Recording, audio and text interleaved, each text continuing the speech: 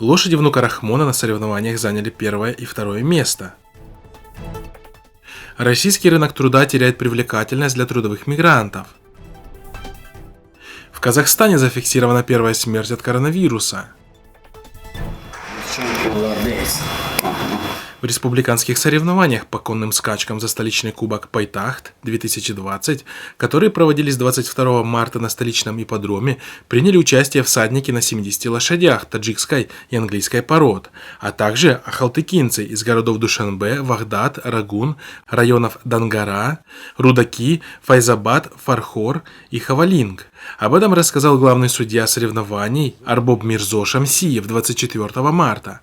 Зоти аспои ки дар Тоҷикистони мо машҳур аст бо номи аспи тоҷикӣ албатта ҳамчун саворӣ муаррифӣ карда мешавад.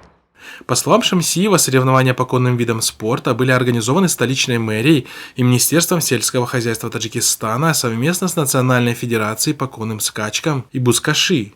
Главными участниками соревнований стали лошади внука президента Рахмона Анушервона Рустама. В скачках дня на дистанции 2000 метров среди лошадей английской породы в возрасте от 4 лет и более победу одержал жокей Манучехр Асамиддинов на скакуне по кличке Шерхон Дарк, принадлежащем Анушервону Рустам, с результатом 2 минуты и 3 секунды. Второе место занял всадник Далер Сафаров на скакуне Паймон, который также принадлежит Анушервону Рустам.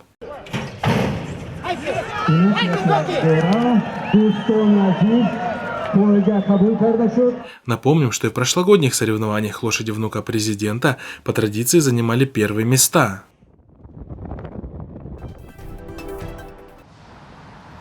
На фоне обвала рубля в связи с надвигающимся экономическим коллапсом ездить на заработки в Россию для жителей Центральной Азии становится нерентабельно. Снижение курса российского рубля по отношению к национальной валюте Сомани, Сум и Сом, отрицательно сказалось на доходах трудовых мигрантов из Центральной Азии и материальном положении их семей. В материале, опубликованном информационным агентством «Азия Плюс», приводится положение трудовых мигрантов в России. Так, средняя заработная плата трудового мигранта составляет в среднем 35 тысяч рублей.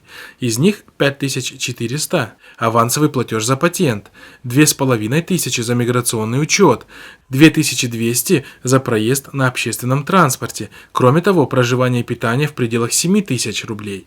В конечном счете, средний ежемесячный расход трудового мигранта составляет около 17-18 тысяч рублей. Это при 35 тысячах заработной платы мигранта. Следовательно, при нынешнем курсе рубля по отношению к доллару это составляет 230-280 долларов. Законодательство предлагаемых. Таким образом, российская власть, на протяжении долгих лет занимавшаяся шантажом в отношении стран Центральной Азии, по всей видимости, в скором времени лишится такого рычага влияния, как трудовые мигранты, которые, в свою очередь, будут искать другие страны в поисках достойного заработка. Так, например, за последние 2 года количество украинских трудовых мигрантов в России уже сократилось в несколько раз. Нормально, сердце хорошее, лежите, не умрете, выздоравливаете, и ушел. Через 5 часов это уже было, стало хуже, не моготу, мы звали 3-ю скорую, 3-я приехала, вот этот, наверное, адекватный парень попался, все измерил, сразу загрузил в машину и увез в больницу.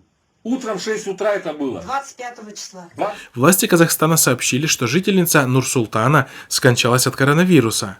Это первая зарегистрированная смерть от коронавируса не только в Казахстане, но и во всей Центральной Азии. Лечение составит только покупка продуктов, лекарств или выход на работу.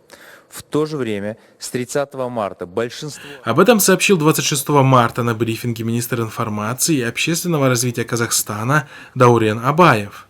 Согласно официальным данным, в Казахстане выявлено 111 случаев заражения коронавирусом, в Узбекистане 65, в Кыргызстане 44. Канцер дохили ягон толори маҷлис дар зимни вай будани зимни мавҷуд будани вирус ва баъзан дар дохили нақлиёти ҷамъиятӣ тавсия дода мешавад. мутаассифона имрӯз забани мардум ба монанди маводи хӯрока ба таҳлука афтода ҳар гуна. В свою очередь, власти Таджикистана и Туркменистана утверждают, что в этих странах не зафиксировано ни одного случая заражения коронавирусом. Но на фоне вспышки коронавируса в Китае находились сотни граждан Таджикистана, которые позже вернулись в страну. Однако правительство Таджикистана по сей день заявляет, что в стране заболевших не зафиксировано, что является крайне подозрительным.